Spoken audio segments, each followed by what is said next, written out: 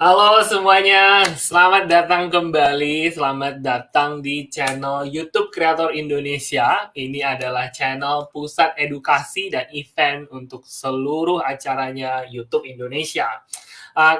Saya udah berapa kali nih muncul di sini ya, dan kemarin kalau ada yang sempat subscribe ke channel ini, mungkin kalau ada yang sempat nonton, ada video satu, itu saya yang keluar ya, saya sekarang juga sudah mencoba jadi konten kreator teman-teman. Jadi kita akan mengeluarkan lebih banyak lagi konten di sini, ada update soal semua fitur YouTube, semua informasi YouTube yang terbaru. Tapi yang paling penting, setiap kali ada acara edukasi seperti ini, setiap kali ada acara seru-seruan mau sama teman-teman di YouTube Indonesia atau sama kreator-kreator, kita akan bikin di sini. Oke, jadi kalau teman-teman udah sepuh, udah ikut dari acara-acara sebelumnya, makasih udah join kembali. Untuk teman-teman yang baru datang, jangan lupa subscribe. Oke? Sedikit perkenalan diri dulu, mungkin nama saya Ruben, jadi saya adalah Community Manager untuk YouTube Indonesia. Oke, jadi saya adalah ibaratnya kerjaan saya itu membantu untuk teman-teman kreator yang memang punya aspirasi untuk berkembang, dan saya tugasnya di sini untuk memberikan acara-acara edukasi seperti ini dan juga bantuan untuk teman-teman semua. Bentuknya seperti kayak gimana, nanti kita akan bicarain di akhir, tapi untuk sekarang kita mau fokus dulu ke acara hari ini, oke? Karena hari ini kita pengen ngomongin konten lokal dengan kualitas global. Maksudnya apa sih? Kalau ngomongin konten lokal tuh kan pasti teman-teman pertamanya kepikiran apa sih? Pasti batik atau kayak bahasa daerah gitu kan. Tapi ada apa lagi sih gitu? Dan apakah benar kalau konten lokal itu juga bisa berhasil di YouTube? Dan gimana caranya untuk mengembangkan konten-konten seperti itu? Hari ini kita akan belajar, oke? Agendanya kurang lebih gini. Jadi saya pengen kenalin, ada hari ini biasanya kan kita dapat ada bintang tamu kreator 1 atau 2 ya, tapi hari ini teman-teman kita ada 3 bintang tamu yang super keren banget. Yang pertama, kita akan langsung ngedengerin tips untuk ngembangin konten lokal dengan kualitas yang nggak kalah sama konten-konten global. Oke? Dan kedua, kita akan langsung ada sharing session, nggak cuma dari 1, tapi dari 2 kreator dan juga pakar industri yang akan memberikan masukan dan tips dan pengalaman mereka sendiri dalam mengembangkan konten lokal. Dan terakhir, seperti biasa, akan ada tanya jawab live. Jadi kalau teman-teman ada pertanyaan sepanjang sesi ini, langsung tinggalin di komen. Saya baca udah rame nih komennya, tapi nanti sepanjang acara, mungkin kita nggak akan langsung jawab, mungkin kita akan tampung untuk di akhir, tapi jangan khawatir, sebanyak mungkin kita akan jawab langsung sama narasumbernya. Oke? Saya nggak mau makan waktu terlalu banyak nih, saya karena udah terlalu sering ya muncul di acara ini, jadi saya pengen langsung aja ke agenda kita yang pertama. Kita akan mau langsung bahas tips untuk mengembangkan konten lokal dengan kualitas global.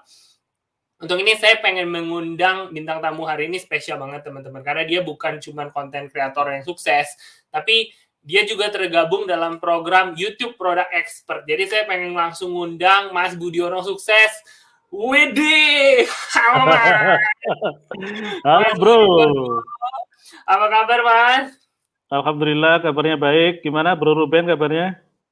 Lu baik juga Mas, cuma saya nyangkut. Mungkin saya mau langsung aja Mas Budiono untuk memperkenalkan Oke, diri Mas. oke teman-teman, mungkin ya sudah ada beberapa yang nonton channel saya. Kalau belum, perkenalkan nama saya Budiono, yang punya channel YouTube Budiono Sukses. Tapi saya mau cerita sedikit tentang bagaimana awalnya saya sehingga punya channel YouTube ini. Jadi saya mulai aktif di online itu ya sejak internet mulai marak di Indonesia, itu sekitar tahun 2000-an. Kemudian awalnya sih cuman online atau browsing, email, jualan gitu kan di forum gitu. Kemudian mulai muncul yang namanya blog. Saya juga langsung aktif di sana, bikin blog, nulis-nulis, dan salah satu tema yang saya gemari atau sering saya tulis itu adalah tentang kuliner, selain juga tentang SEO atau Search Engine Optimization. Kemudian ketika media sosial itu mulai hadir, saya pun juga aktif di sana, dan tiba saatnya ketika YouTube itu mulai dirilis untuk publik.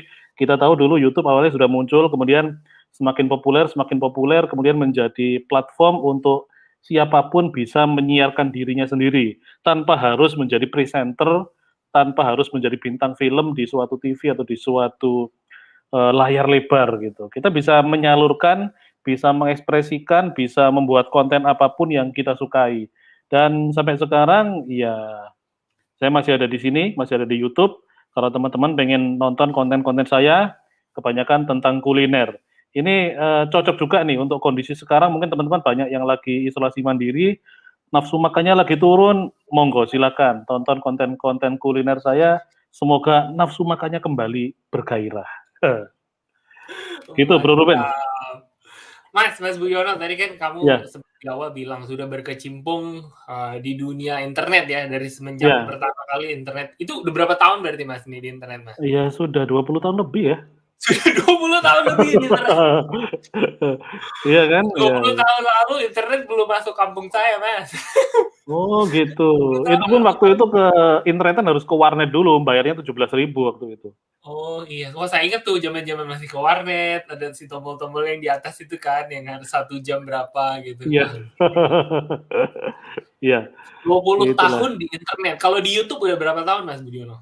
Kalau di YouTube sebenarnya awalnya saya dulu punya channel YouTube juga, namanya Deteksi, itu untuk dokumentasi. Jadi di kampus itu saya cukup aktif, jadi punya handycam gitu. Ada acara Hmm. apapun saya datang ke situ, ya acting-acting seperti seorang reporter gitulah. Halo teman-teman, sekarang saya lagi di Geraha ITS sedang menyaksikan kontes robot internasional lah, gitu. Seperti menyiarkan sebuah acara gitu. Itu saya upload pendek-pendek ke YouTube, tapi kemudian channel yang itu mengalami masalah. Kemudian tahun 2000 berapa 2006 2007 itu saya bertemu dengan komunitas konten kreator di Ponorogo. Justru di sebuah kota Oh, kecil di Jawa Timur, mereka sangat aktif banget bikin konten. Tapi waktu itu sih kontennya sedikit kalau sekarang sih mungkin sudah dilarang ya karena sedikit melanggar hak cipta gitu lah. Ya. oke. Justru dari sana saya mulai semangat. Oh ternyata di YouTube kita nggak hanya bisa bikin konten, tapi dari konten itu kita bisa mendapatkan sesuatu gitulah. Sehingga kita bisa terus membuat konten tanpa menguras kantong dari rumah gitu. Siap. Oke, Mas. Nah, ini menarik nih. Tadi kan berarti awalnya mungkin bisa saya bilang sebelum Mas Budiono jadi konten kreator, itu bisa saya bilang Mas Budiono adalah uploader ya. Bener kan? Karena kayak kamu cuman kayak mendokumentasikan apa aja, terus Yes, upload aja betul. gitu ke YouTube kan. Dan Ngerekam memang apapun langsung diupload ke YouTube. nah, benar. Nah, dari situ Mas dan sempat tadi Anda cerita mengalami masalah gitu. Nah, terus sampai akhirnya ngambil konten kuliner Mas, itu kan memang Mas Budiono suka gitu. Tapi itu gimana Mas? Ya. Apakah mengalami eksperimen dulu atau gimana tuh sampai sebelumnya sampai akhirnya bisa kayak oke, aku pengen bikin channelku nih tentang kuliner gitu. Oh iya, jadi teman-teman kalau pengen lihat itu juga masih bisa ngelihat di channel Budiono Sukses. Di awal-awal konten yang pertama-pertama itu isinya masih campur-campur. Misalkan tentang ada kecelakaan di jalan itu saya rekam, saya upload ke YouTube. Kemudian ada wayang Ki Mantep Sudarsono di ITS itu saya rekam, saya masukin ke YouTube. Ada pengajian saya rekam, saya masukin ke YouTube. Kemudian kenapa kok tiba-tiba saya memutuskan untuk fokus ke kuliner itu karena ternyata kalau saya ngupload konten kuliner ternyata penontonnya lebih banyak dan yang komentar juga lebih banyak gitu. Nah, ketika kita ada interaksi dengan penonton, ada saling komentar-komentar mengomentari, itu ada suatu kepuasan batin gitu. Di sana ada interaksi, penonton itu bisa kadang meskipun komentarnya kadang ya keterlaluan kadang ya. Misalkan, "Cak, memang aja cepak-cepek kayak babi," misalkan gitu ya. Ya, tapi dari sana kita justru belajar, oh ternyata penonton maunya gini ya gitu. Karena memang terus terang saya masuk ke YouTube ini bukan by design gitu kan. Memang ada Hmm. kan YouTuber-YouTuber sekarang atau konten kreator sekarang yang masuknya itu sudah dirancang gitu. Kontennya sudah ditetapkan dari awal. Tapi kalau saya kan proses dari eksperimen macam-macam konten, kemudian lebih banyak ke konten kulinernya sampai sekarang. Gitu Siap. bro. Nah, mungkin dari situ aku kerucutkan ya, Mas, masuk ke topik kita hari ini, konten lokal kualitas global. Nah, Hmm. kuliner ini kan luas banget, Mas Budiono. Kamu bisa Iya. review steak gitu kan, kamu bisa Hmm. review dessert gitu kan, cake Hmm. gitu kan, Hmm. makanan-makanan Hmm. luar negeri. Tapi Hmm. kalau aku lihat kontenmu nih semuanya kayaknya makanan Indonesia nih gitu kan. Nah, itu Iya. bisa diceritain nggak Mas Budi? Gimana tuh cara mengerucutkan dari tadi kan wah dari uploader sampai akhirnya eksperimen banyak terus jadi kuliner sampai akhirnya udah spesifik banget nih kuliner khusus Indonesia atau Surabaya bahkan gitu kan. Itu gimana Mas Iya. Budi prosesnya? Memang prosesnya gini, jadi karena saya ini masuk ke YouTube bukan by design, artinya berproses gitu. Ya saya terus bereksperimen, kemudian karena saya tinggal di Surabaya, ada juga pekerjaan offline selain ngurusin YouTube. Ya akhirnya saya bisa nyari kontennya di Surabaya, dan ternyata di Surabaya pun saya cari-cari terus, saya liput-liput terus, kita cari yang legend, yang punya rasa unik, kemudian yang kadang-kadang orangnya itu sudah sepuh, tapi kulinernya ternyata juga masih enak gitu. Ternyata dari Surabaya pun itu nggak habis-habis, Bro. Saya liput sudah bertahun-tahun ini masih ada terus. Ya kadang kalau agak bosen gitu saya agak melipir ke Sidoarjo, ke Nganjuk, ke Mojokerto, Blitar, Tulungagung, Trenggalek gitu. Atau Tuban, Bojonegoro, Lamongan. Tapi ya masih di sekitar sini, sekitar Jawa Timur, sekitar Surabaya. Dan menurutku justru konten-konten yang very lokal seperti itu, yang lokal banget, atau Surabaya banget, atau Jawa Timur banget, itu ternyata justru selain ditonton oleh teman-teman kita yang dari Indonesia, ternyata banyak juga. Kalau dari analitik itu saya lihat penontonnya juga ada dari Amerika, dari Hong Kong, dari Taiwan, dari Suriname, Belanda, Eropa, dan lain sebagainya. Ternyata yang nonton nggak cuma kita sendiri gitu. Ternyata orang-orang dari tempat lain itu ternyata mereka juga pengen mengetahui budaya, dalam hal ini kuliner lokal yang ada di Indonesia, khususnya di Surabaya dan sekitarnya gitu. Siap. Nah, itu kalau dari sudut pandang penonton atau kalau mungkin dari aku sendiri ya Mas Budiono ya, kalau dibilang bikin konten channel khusus kuliner Surabaya gitu ya. Kalau dari aku sendiri sih pasti kebayangnya, kayaknya 1 bulan udah kelar tuh gitu ya. Cuman Mas Budiono ini udah bertahun-tahun kayaknya masih nggak habis-habis aja nih gitu ya. Jadi ketika Iya, kita pernah ngobrol kayaknya malah masih terlalu banyak yang belum sempet di-review gitu ya. Nah itu yes. gimana Mas Budiono? Gimana prosesnya sampai kamu bisa mendapatkan sebanyak ini konten, sebanyak ini inspirasi dari topik yang sebenarnya sangat terkerucut gitu. Gimana caranya kamu Sangat bisa sempit dapetin ya. banyak banget sumber hanya Hmm. dari kuliner Surabaya? Itu prosesnya gimana, Mas? Jadi memang ada prosesnya. Saya kalau ngeliput kuliner itu kan nggak cuman hasil riset dari tim sendiri gitu. Jadi selain selain masukan selain selain kami tim kami juga mencari kuliner-kuliner apa yang belum kami liput tapi ternyata itu legend, rasanya enak dan itu terbukti konsisten selama puluhan tahun gitu. Itu kami juga mendengarkan masukan-masukan dari penonton. Kadang mereka masukan-masukan itu masuk lewat komentar, kadang langsung DM ke Instagram saya, kadang ada yang langsung WhatsApp ke kami gitu, dan tentu informasi yang masuk itu nggak langsung kita telan mentah-mentah gitu. Ada di sisi kami itu proses yang ya kita bisa sebut aja kurasi gitulah, seperti seleksi bahwa tidak semua Hmm. konten ini layak untuk kita tayangkan. Meskipun Surabaya kayaknya terbatas, tapi ternyata yang informasi yang masuk itu ya ada banyak banget. Jadi akhirnya di sini ada kesempatan untuk menyeleksi kira-kira mana yang pantas untuk kita datangi, kita untuk coba lebih dulu gitu. Dan biasanya saya kalau bikin konten itu nggak datang sekali kemudian langsung bikin konten, tapi tim saya itu sudah ada yang datang ke sana, mencicipi, lihat suasananya, kira-kira ini jualannya ini jorok apa enggak dan lain sebagainya. Jadi saya juga memperhatikan aspek-aspek yang jangan sampai nanti ketika setelah saya tayangkan di channel YouTube itu ternyata bisa merugikan penonton saya gitu. Jadi di sini saya pun juga memperhatikan perasaan dari para penonton setia channel YouTube Budiono Sukses ini. Iya, Mas. Berarti tadi aku sambil nyatet nih. Jadi intinya cara mengumpulkan banyak konten harus ada riset tadi ya, ada riset sendiri, ada riset dari Betul. tim. Terus dari Mas Budiono aku sempat ini teman-teman harus catat nih, mendengarkan masukan penonton ya, karena pasti ada yang Yes. ngasih saran gitu ya. Dan Mm-mm. menurut aku itu masuk akal banget Mas. Dan apalagi terutama kalau kita mau lihat netizen Indonesia paling pinter sedunia ya, netizen Indonesia lebih pinter daripada profesor di Amerika ya, tahu segala hal. Nah, dari situ Mas, pertanyaannya mungkin yang aku lebih pengen bahas lebih dalam, cara kamu mengkurasinya, Mas Budiono. Jadi kan kalau tadi riset sendiri aja itu udah banyak banget gitu kan. Mm-mm. Tapi kalau masukan penonton, aku udah kebayang. Aku barusan lihat buka channelmu satu video komennya bisa ribuan gitu ya kan. Semuanya bisa ngomong coba ini, coba itu, coba ini, coba itu. Yeah.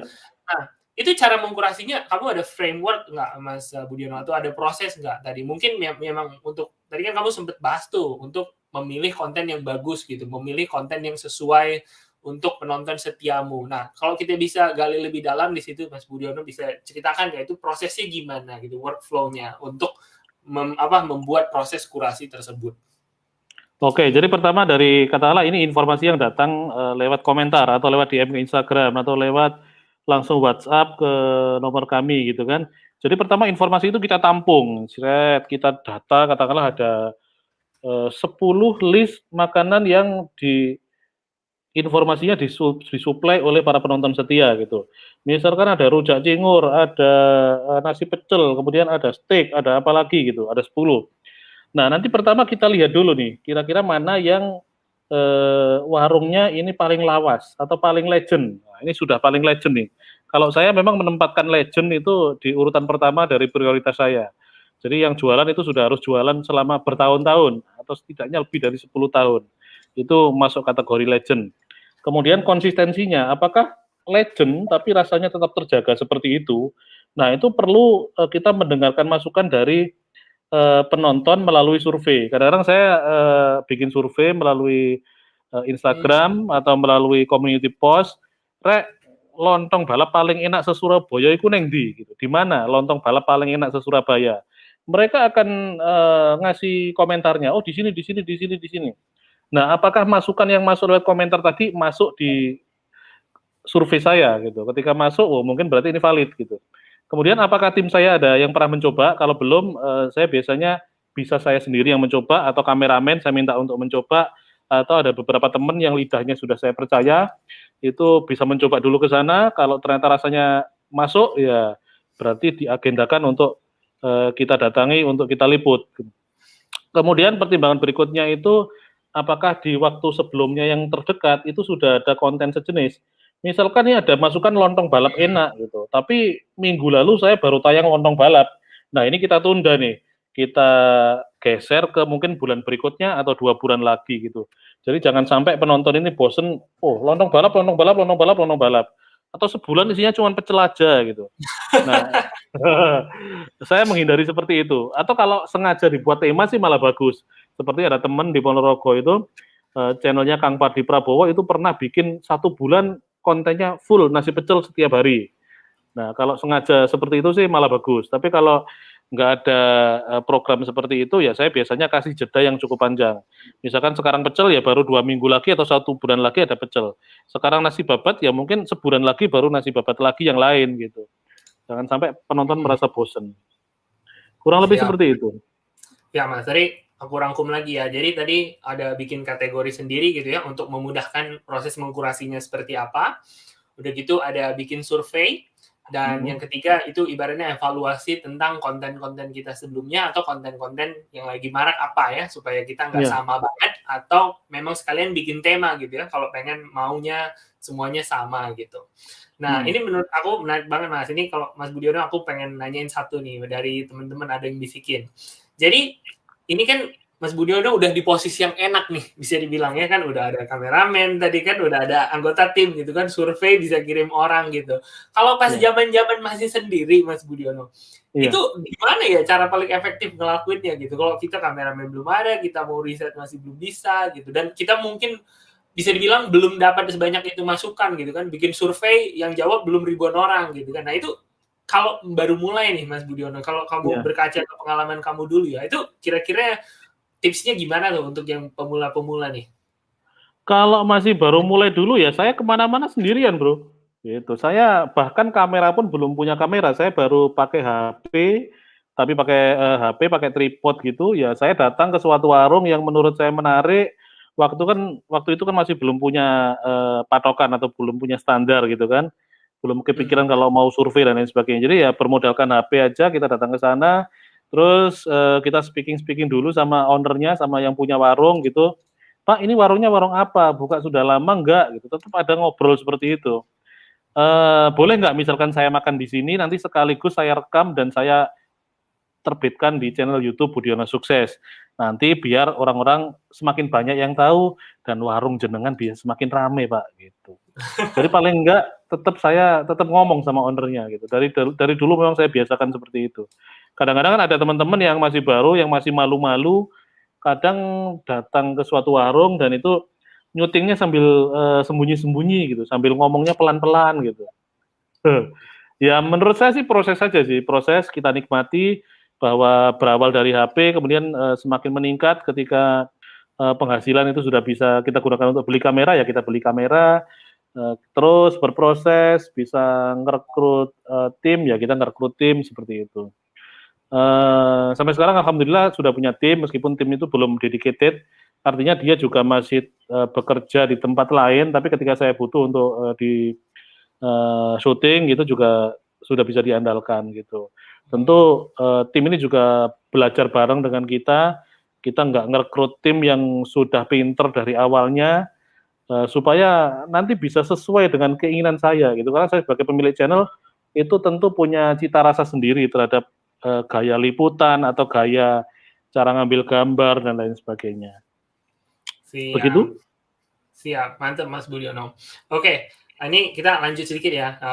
Ini gara-gara waktu juga nih soalnya. Aku pengen dengar masukan Mas Budiono tentang ini nih. Jadi mungkin menurut aku salah satu pertanyaan paling besar Mas Budiono ya. Jadi ketakutan atau bisa dibilang skeptisme gitu ya dari konten-konten kreator di Indonesia untuk mengangkat tema lokal itu pasti asumsinya penontonnya terbatas gitu. Jadi asumsinya ini pasti gitu ya. Dan tadi mungkin Mas Budiono sempat bahas di awal. Kalau bikin konten kuliner Surabaya, apa yang nonton nggak cuma orang Surabaya kan pasti gitu tuh kan. Kalau saya bikin konten tentang Bandung, pasti yang nonton apa nggak cuma orang Bandung gitu kan. Tapi tadi Mas Budiono bilang bahkan ada yang nonton dari Amerika, ada yang nonton dari Bahrain gitu. Nah kalau aku rangkum pertanyaannya, gimana sih Mas Budiono caranya gitu untuk kita bikin konten khusus tentang satu gitu ya, terutama secara geografis lokal gitu ya bisa dibilang, tapi bisa menjangkau penonton yang nggak cuma dari sana aja gitu, bisa menjangkau setidaknya seluruh Indonesia gitu kalau aku lihat konten Mas Budiono ya, atau bahkan bisa global gitu, itu gimana caranya Mas? Sebenarnya di YouTube itu ada fitur, jadi umpamanya kita menargetkan penonton dari luar negeri yang berbahasa Inggris gitu. Paling nggak kita menambahkan subtitle ya, kita bisa menambahkan judul, deskripsi, kemudian closed caption itu kata per katanya kita kasih terjemahan di layar gitu. Kalau misalkan kita menargetkan penonton dari Jepang ya kita bisa melakukan subtitle atau closed caption dari yang berbahasa Jepang dan lain sebagainya. Tapi kalau di tempat saya ini kadang malah justru dengan dulu saya pernah bikin konten berbahasa Jawa, justru penontonnya itu banyak dari Suriname atau dari daerah dari Belanda gitu kan, atau dari tempat lain yang mereka itu justru pengen belajar tentang budaya kita, termasuk bahasa gitu. Jadi menurut saya enggak apa-apa sih, lokal tapi konsisten menurut saya. Kuncinya itu, kuncinya di konsisten. Selain kita menggunakan fitur-fitur yang sudah ada di YouTube, kita juga menjaga konsistensi kita. Kalau saya sih terus terang sekarang punya target atau mengatur ritme upload saya itu setidaknya seminggu 3 kali, yaitu Senin, Rabu, dan Jumat. Itu antara jam 3 sampai jam 7 sore lah. Biasanya saya upload. Nanti habis gini saya mau upload juga nih video. Mau tayang lagi nih videonya satu gitu. Konsistensi dan gunakan fitur yang ada. Gunakan semua fitur yang ada ya Mas. Wah, benar tuh. Sudah disediakan gratis lagi ya. Yes. Fitur-fitur tadi apa biar bilang tuh ada closed caption, terus kayak bikin playlist, bener ya, gratis lagi. Nah, oke, Mas, mungkin aku pengen minta masukan ya. Mungkin Mas Budiono kan cukup bisa dibilang terkhusus gitu ya, dan konten lokalnya cukup unik lah gitu, bisa dibilang kuliner ya. Tapi definisi konten lokal itu bisa apa lagi aja sih Mas Budiono? Kira-kira bisa kasih ide nggak nih untuk teman-teman kita yang baru-baru yang pemula nih ya, kalau pengen mengangkat topik lokal, apa aja sih yang bisa diangkat gitu? Tema seperti apa lagi yang masih bisa dikategorikan lokal gitu menurut Mas Budiono? Kalau menurut saya nih, dua bintang tamu berikutnya ini termasuk channel yang kontennya juga lokal tapi juga punya audiens global. Dan menurut saya juga sangat sukses sih, ada yang 1 juta subscriber lebih, ada yang filmnya itu ditonton berjuta-juta, ada yang obrolannya itu pakai bahasa Sunda, tapi ternyata yang nonton ya banyak juga gitu. Jadi lokal gitu, mungkin bisa lokal mungkin bisa dari bahasanya atau dari cerita yang diangkat di film itu gitu. Mungkin Ben bisa tanya lebih detail ke mereka nanti. Oke, kalau gitu aku langsung tanya bintang tamu kita selanjutnya ya. Oke, monggo silakan. Budiono ini paling pinter, langsung dia oper pertanyaannya teman-teman. Kasih Budiono. Yuk, terima kasih bro. Mantap. Oke teman-teman, kalau gitu seperti yang Mas Budiono bilang, masih banyak tipe-tipe konten lokal lainnya ya, yang ada di YouTube, dan yang lebih penting lagi sukses di YouTube. Itu yang paling penting gitu. Dan hari ini kita akan belajar. Untuk itu saya pengen mengundang 2 pembicara super keren hari ini teman-teman. Yang pertama adalah konten kreator Fiksi Aunurofiq. Kang Fiksi. Halo. Kang Fiksi. Kumaha damang? Alhamdulillah pangestu kumaha samulina damang. Damang. Silakan langsung Kang Fiksi memperkenalkan diri. Oke, terima kasih ya buat Bang Ruben. Terus sebelumnya ada Mas Budiono. Licik nih, malah disuruh sama aku ngejelasinnya ya, malah dilempar ya. Buat yang belum kenal, halo semuanya, perkenalkan ya, nama saya Fiksi. Saya asal dari Majalengka, cuma domisili saya di Bandung. Saya pemilik channel Fiksi sesuai nama saya ya. Kebetulan channel saya itu berbahasa Sunda. Dan perlu kalian ketahui, Fiksi itu nama asli ya. Karena banyak yang nggak percaya gitu, kalau Fiksi itu kebanyakan nyangkanya palsu gitu. Nah, soalnya kalian pasti mikir, apa Fiksi kok namanya aneh, kayak sepeda atau kayak bedak ya. Aku tahu yang ada di pikiran kalian itu udah biasa ya. Udah biasa. Maka dari itu, mumpung sekarang lagi live di YouTube Indonesia, saya membawa fotokopi kartu keluarga, KTP, SIM, tuh komplit ya. Ini namanya Fiksi ya. Jadi biar kalian percaya, biar kenal ya. Jadi Fiksi itu nama asli. Tapi saya bersyukur dengan nama Fiksi karena itu pemberian dari orang tua saya. Terus nama Fiksi juga membawa membesarkan saya di per-YouTubean Indonesia gitu. Wih, luar biasa, keren banget. Tapi Mas Fiksi, aku pause dulu ya sebentar, karena kita nggak cuma ada satu pembicara untuk sesi sekarang. Saya pengen ngundang nih satu lagi. Ada 3 orang teman-teman filmmakers kolektif dari Rafa Channel Films. Wih, halo. Wah, kalau filmmaker kualitas videonya beda teman-teman, bisa kita lihat di sini. Silakan teman-teman Rafa Channel, perkenalan diri dulu yuk. Halo teman-teman, kami dari Rafa Channel Films. Aku Ellen. Ya, Aku Vanis. Kami yang memiliki YouTube channel Rafa Channel Films, yang salah satu filmnya yang kami upload adalah Tili. Kami base di Yogyakarta. Betul. Siap. Teman-teman, kalau ini mereka orangnya rendah hati banget ya, asli. Ini cita rasa lokal banget nih kerasa ya. Jadi Tilik itu bisa teman-teman search sendiri di YouTube sekarang nanti, tapi sesudah acara ini ya. Yang viewernya waktu aku ngobrol sama mereka pertama kali, mereka iya Tilik ya, adalah sedikit yang nonton, view-nya 25 juta kayak gitu. Jadi memang sangat rendah hati ya, kita memang sangat bisa berkaca. Begitu maksudnya. Oke, Kang Fiksi dan Rafa Channel Film, makasih banget udah datang di acara kita hari ini. Dan tadi Mas Budiono transisinya dia smooth banget anaknya ya. Dia memang kita pengen mengangkat tipe-tipe konten lokal lainnya yang sudah berhasil di dunia global gitu. Temen, mungkin sedikit aku pengen dalemin dari introduction tadi. Aku pengen nanya ke Kang Fiksi dulu nih ya, pertanyaan pertama. Jadi kan konten kamu, channel kamu nih Sunda banget ya, Kang Fiksi gitu. Dan biasanya kalau kita mengangkat konten lokal dalam ranah bahasa, itu kan konteksnya pasti kesenian gitu kan, dan kesenian, definisi kata kesenian gitu, pasti kalau nggak lagu, terutama Sunda gitu ya, pentas teater kan itu banget gitu. Nah, ceritanya kamu ke YouTube gimana, Kang? Oke, jadi cerita dulu kenapa masuk YouTube itu bermula di awal tahun 2016. Saya jadi penikmat YouTube, penonton YouTube itu udah dari tahun 2012-an, cuman waktu itu hanya sebagai penonton. Nah, saya tertarik di dunia videografi itu dari tahun 2014, di situ saya mulai belajar, saya pernah jadi freelance ya, cowok panggilan video, apapun saya garap lah, dari bikin produk sampai weddingan juga saya pernah, punya semua itu saya pernah coba. Saya tujuannya itu belajar lah, yang penting jam terbang gitu. Nah, dulu awal mula pas 2016 itu mulai tertarik tuh, karena ngelihat senior kreator dulu di YouTube itu kayaknya kok seru gitu ya, kayaknya seru, jadi pengen lah bikin coba konten YouTube gitu. Nah, waktu itu aku riset kira-kira di YouTube yang belum ada konten apa ya gitu. Pas ngeliat ternyata kan udah banyak, ada semua. Nah kan jadinya bingung kan. Tapi di situ aku nemu satu celah. Pada zaman dulu itu konten yang memakai bahasa Sunda itu baru sedikit. Nah disitulah aku menemukan ide, mungkin aku memutuskan pakai channel bahasa Sunda, tapi pengemasannya digabungin gitu dengan ilmu pengetahuan aku soal di videografi. Jadi dikemasnya mengikuti tren pada waktu itu gitu, Bang.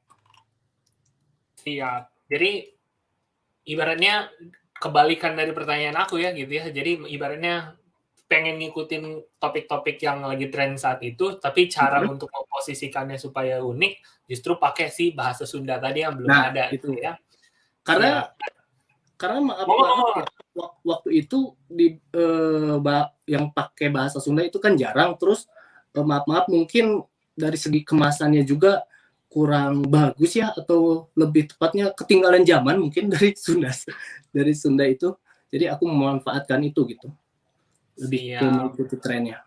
Oke Kang Fiksi, aku ada pertanyaan lanjutan, tapi aku pengen geser ke teman Rafa Cana Film dulu nih. Jangan lupa oke. Nah, kalau Rafa Cana Film ini beda banget gitu ya. Kalau tadi aku nangkepnya dari si Kang Fiksi gitu kan, dan mungkin saya sendiri pengen jadi konten kreator. Dari logat aja saya mau bikin konten Iron Man udah nggak masuk gitu. Dari tampang saya kayak gini gitu ya, pengen jadi Captain America udah nggak masuk gitu ya. Dari logat gitu nggak bisa. Cuman kalau filmmaker, itu kalian mau bikin apa aja bisa gitu. Kalian mau bikin tentang ada bulenya, kalian mau bikin animasi, bebas gitu. Kenapa kalian memilih konten lokal? Sebenarnya itu bukan memilih konten lokal, tapi kami sebenarnya membuat film bahkan dari kami masih belajar sampai detik ini gitu. Kami membuat sesuatu tuh yang dekat dengan kami, dan kebetulan kami biasanya ada di Jogja. Kalau tarikan dari film Tilik, kebetulan penulis dan sutradaranya adalah asli orang Jogja gitu. Tapi untuk cerita-cerita di dalamnya, kisahnya dan segala macam itu kedekatannya ada di kami juga. Jadi kalau dibilang konten lokal, kebetulan kami yang dekat dengan kelokalan ini, maka kami tuangkan ke dalam satu film. Gitu sebenarnya. Jadi tidak malah disengaja harus bikin lokal nih, biar kita gini, biar kita gitu. Tapi karena starting point-nya adalah sesuatu yang ternyata menurut orang luar itu adalah identitas kelokalan gitu kali ya. Kita kan pendekatannya bahasa Jawa gitu. Itu kan bahasa yang sebenarnya kita gunakan sehari-hari. Itu kenapa akhirnya kita mengusung selalu konsep film-film realis. Ya kita bagaimanapun caranya membuat film ya serealis mungkin. Kalau setnya memang harus di Jawa, di Jogja, ya itu bahasa gitu. Jawa. Siap. Ini menarik nih, karena kalau Kang Fiksi sama Mas Budiono tadi kan kayak bisa dibilang khusus, saya pengen lokal gitu. Kalau kalian justru kayak terbawa arus dan kebetulan berhasilnya di situ. Nah, yang menariknya mungkin kan kalian memang awalnya basicnya filmmaker dari ini ya, dari apa sih istilahnya festival ya. Kalian tiba-tiba masuk YouTube tuh gimana ceritanya gitu. Dan mungkin kalau pertanyaan aku ganti ya, kalian pakai YouTube tuh buat apa sih gitu sebenarnya? Pada awalnya itu justru kami merasa bahwa menurut kami tuh film pendek itu jalur distribusinya adalah festival, yang mana itu kan sangat eksklusif gitu. Jadi orang-orang yang hanya orang-orang tertentu yang bisa mengakses festival itu gitu. Pada saat umurnya festival pada film Tilik gitu, kami merasa film Tilik itu belum bertemu penonton sebanyak-banyaknya gitu. Dan waktu itu pas pandemi ya, makin sulit gitu mau mendistribusikan. Jadi salah satunya kami mempelajari YouTube, kami melihat bahwa ternyata YouTube itu menjadi wadah yang bisa mempertemukan apa yang kami bikin, kami buat itu ke penonton sebanyak-banyaknya gitu. Jadi ketika umur festivalnya sudah habis untuk film Tilik, maka kami distribusikanlah di YouTube maksudnya. Dan ternyata responnya sangat besar gitu, dan ternyata banyak dampak yang pada akhirnya yang bisa kami capai gitu. Pencapaian kami itu terkabulkan lewat YouTube waktu itu. Ya. Legal ya. Ya, dan legal. Iya di situ. Oke, siap. Oke, aku ini pengen langsung tembak pertanyaan mungkin ke kalian berdua ya.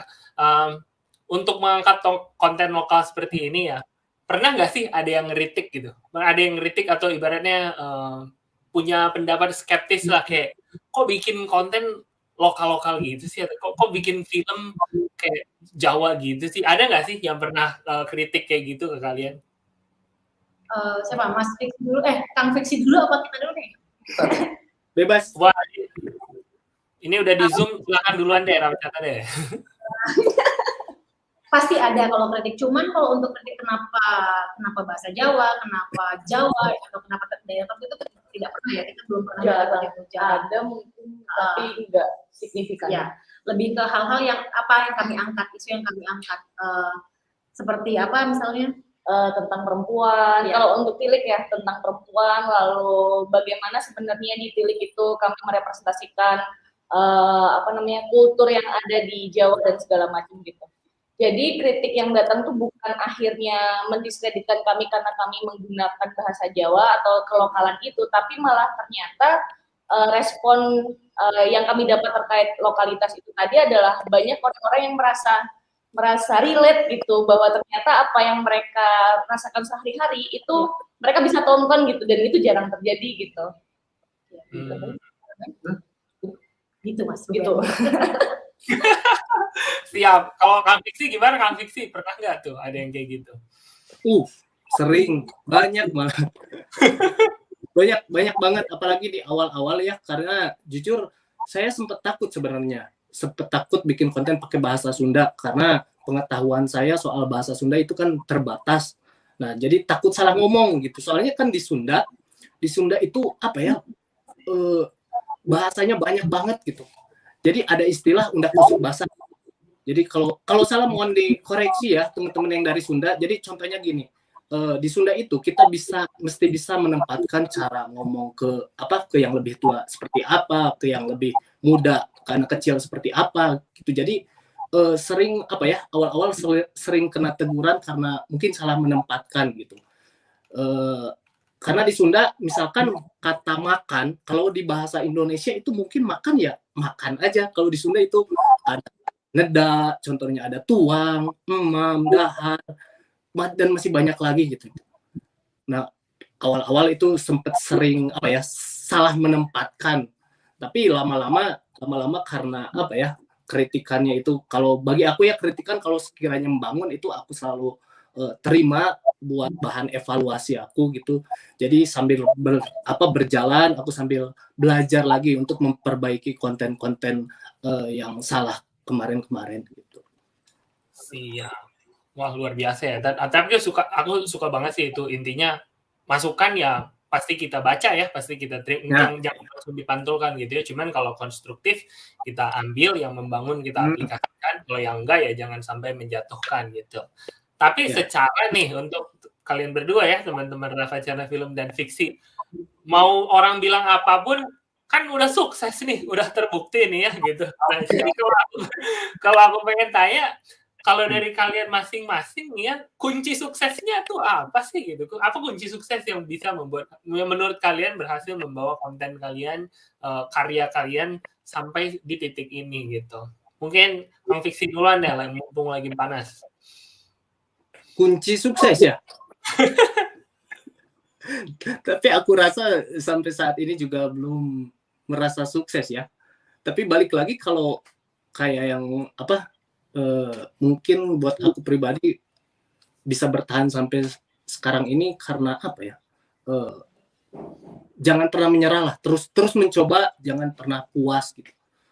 Jadi aku selalu belajar, evaluasi, terus mencoba hal-hal yang baru gitu. Masalah komentar yang nggak suka atau apapun itu pasti akan selalu ada, kan kita nggak bisa memaksa semua orang suka sama kita gitu. Jadi sekiranya kalau komentarnya yang bikin sakit hati gitu aku masa bodoh lah. Malahan suka sengaja dibales gitu. Memanfaatkan momentum. Padahal kalau hati aku kan ya udahlah, terserah mereka mau bilang apa aja. Tapi misalkan contohnya ya, kalau di Sunda naon sih Kiki Anan garing, naon huntu maneh ta garing. Aku suka dibecandain gitu. Siap. Kalau teman-teman yang sana tuh gimana nih menurut kalian? Sebenarnya kami tidak merasa sedang ada di puncak kesuksesan gitu, karena lagi-lagi kami sedang sedang mengusahakan sesuatu yang ingin kami lakukan. Salah satu caranya dengan percaya aja sama apa yang ingin kita buat gitu, percaya dengan sesuatu yang akan kita angkat. Dengan begitu semua pasti akan terrealisasikan. Juga kita jangan takut salah gitu, karena dengan salah itu kan terus kita akhirnya bisa terus mengolah lagi apa nih sebaiknya. Iya betul, kayak yang Ellen tadi ngomong, kayak definisi suksesnya orang tuh kan pasti beda-beda lah gitu kan. Dan ya kami tuh sebenarnya bisa dibilang suka ngomong sama teman-teman kayak baru mulai gitu. Semua tuh kayak baru mulai, dan kami sih selalu berusaha untuk jujur aja gitu, bikin sesuatu yang jujur, yang dekat dari kami, yang mau kita bikin ya itu yang kita bikin gitu. dan itu ya terus kita kembangkan, jadi ya maju terus lah pokoknya gitu. Dan ya sama nambahin, setuju dari apa yang dikatakan sama Agung dan juga Elena.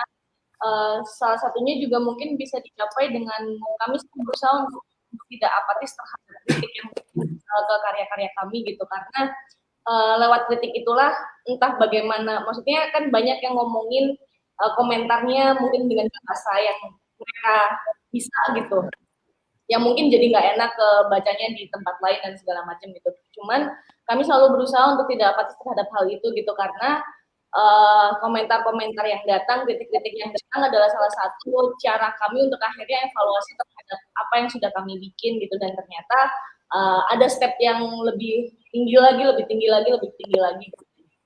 Gitu sih. Siap. Siap. Thank you teman-teman. Kayaknya temanya dari Kayaknya temanya dari kalian berdua tuh bisa dibilang tadi kata evaluasi, aku dengar beberapa kali ya keluar gitu kan, kayak evaluasi, ngelihat apa yang dilakukan sebelumnya. Dan mungkin aku pengen bertanya nih, kalau kita bisa ngasih ilmunya ke teman-teman supaya mereka nggak kena masalah-masalah ini ya. Pertanyaannya, setelah kalian melalui proses ini ya, yang aku yakin lah kalian belum di puncak kesuksesan, masih bisa lebih keren lagi pasti. Tapi sejauh ini yang kalian rasain tuh hambatan atau kesulitannya apa sih untuk berkarya di bidang atau di tema seperti ini? Sebenarnya lagi-lagi relatif juga kesulitan. Aku kalau mau bilang nggak ada kesulitan jadinya kelihatan sombong. Tapi lebih ke iya, maksudnya lebih kesulitan itu lebih ke bagaimana kami terus memperjuangkan sesuatu yang kami lakukan dan yang kami percaya gitu. Jadi kayak kesulitan soal yang teknis kayak budget lah, terus alat lah dan segala macam itu pasti terjadi gitu. Bahkan dari luar, dari sosial yang mengatakan bahwa kenapa sih rencana bla bla bla, itu jadi kayak hal yang akhirnya di luar itu gitu. Maksudnya untuk pada akhirnya mengusahakan itu ya lagi-lagi hanya kamu percaya dan kamu lakukan saja gitu. Iya, pasti kan levelnya tuh semakin kita punya capaian kan, level tingkat kesulitan, masalah segala macamnya masih naik gitu kan Mas. Jadi kayak yang selalu akan kita tempuh dan apa ya, waktu kita akhirnya rilis Tilik itu kan kami punya PR yang cukup besar, yaitu bagaimana ya caranya membuat masyarakat itu melek sama film pendek gitu. Bagaimana caranya film pendek bisa ditonton sebanyak banyaknya orang, dan itu yang terus kita coba cari gimana caranya segala macam, dan akhirnya ketemu YouTube sebagai platformnya dan alhamdulillah gitu tercapai. Dan setelah ini pastinya ada step level selanjutnya, apalagi kesulitan yang akan kita ambil dan apa capaian yang kita cari gitu.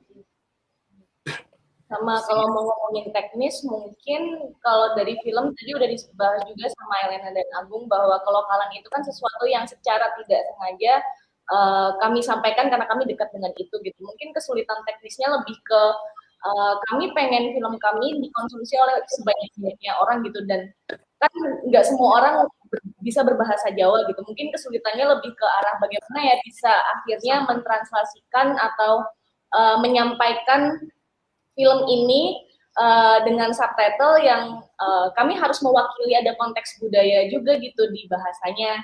Jadi mungkin hal-hal seperti itu gitu. Mungkin Kang Fiksi juga nyambung ya, karena kan Sunda dan Jawa kadang ada bahasa yang itu tuh kalau di Indonesia kan jadi itu nggak ada bahasa Indonesianya kadang gitu ya. Iya. Gitu sih Mas Ruben. Iya, gimana Kang Fiksi itu? Benar, setuju.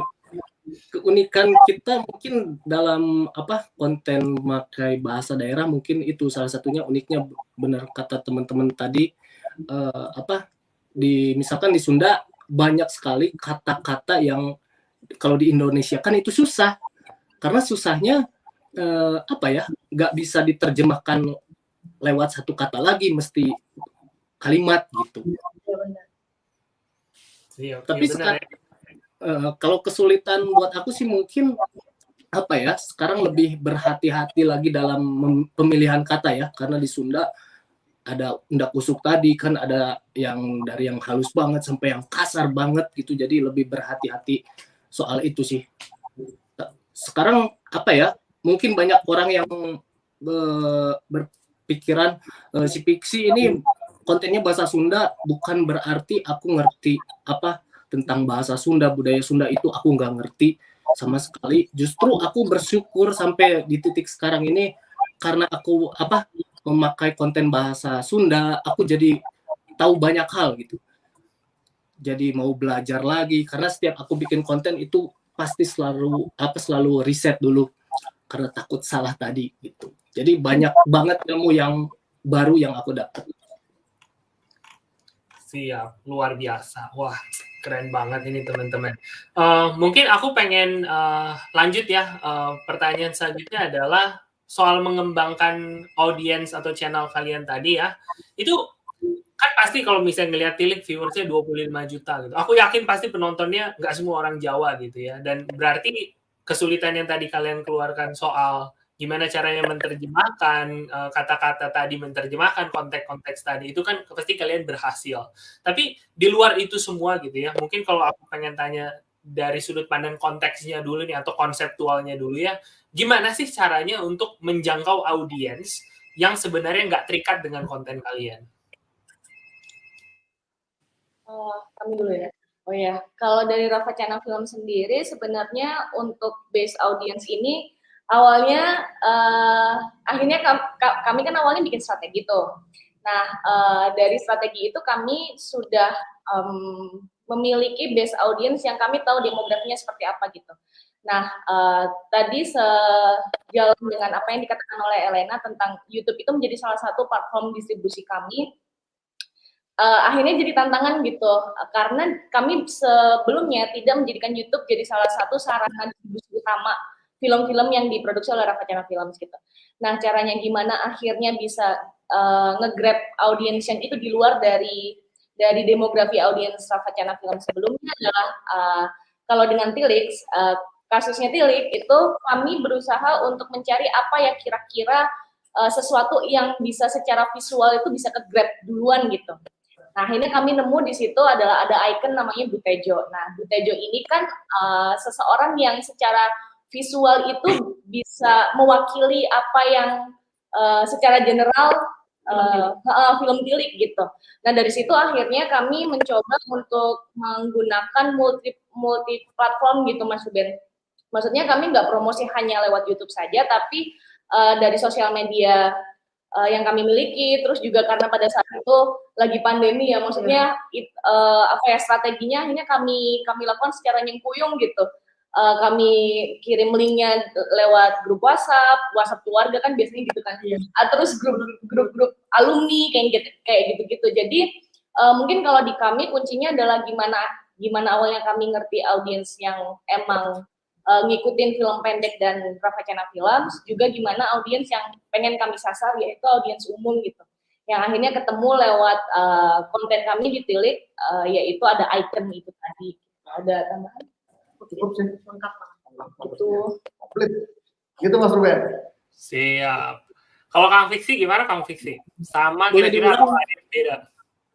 Boleh diulang Bang Ruben? Jadi pertanyaannya kurang lebih, ini kan kontennya lokal banget ya, dan memang secara konseptual pengen mengangkat si cita rasa lokal itu sendiri tadi ya. Nah, tapi gimana sih cara kamu gitu untuk bisa Kang Fiksi ini mendapatkan audiens yang nggak terikat dengan konten tersebut gitu? Maksudnya wacananya kontennya Sunda pisan, tapi gimana supaya orang Jawa mau nonton gitu, dan bisa nonton dan bisa menikmati gitu. Oh, gitu ya. Kalau aku sendiri dari awal itu lebih fokus untuk membangun karakter sih, bahwa baik itu dari personal atau dari si kontennya gitu. Jadi dari awal-awal aku coba bikin beberapa karakter. Di situ aku banding-bandingin, oh ternyata views penonton aku sukanya aku karakternya kayak gini gitu kan. Karena apa ya? Aku suka iri juga sebenarnya. Kalau kita melihat teman-teman dari Jawa ini ya, karena pakai bahasa daerah di Jawa itu udah banyak yang sukses deh. Kalau kita melihat misalkan Mas Denny Caknan, terus Mas Bayu Skak, itu salah satu influencer yang influence aku juga. Mereka itu pakai bahasa daerah, tapi views mereka itu bisa melebihi kreator yang menggunakan bahasa nasional. Dan itu faktanya seperti itu. Aku juga heran kenapa kadang suka iri sebenarnya ngelihat teman-teman dari Jawa itu teh. Kenapa kalian bisa seperti itu gitu. Jadi sebenarnya karena itu juga aku bertahan, alasan aku bertahan kenapa sampai saat ini aku masih pakai bahasa daerah gitu. Semoga kedepannya konten berbahasa Sunda pun bisa diterima di kalangan nasional gitu sih. Mantap, Kang, luar biasa. Oke, aku pengen double klik deh dari dua jawaban tadi ya. Kalau misalnya aku nanyanya gini, kalau kalian sendiri sekarang berkarya ya, itu kalian memikirkannya yang mana duluan sih gitu?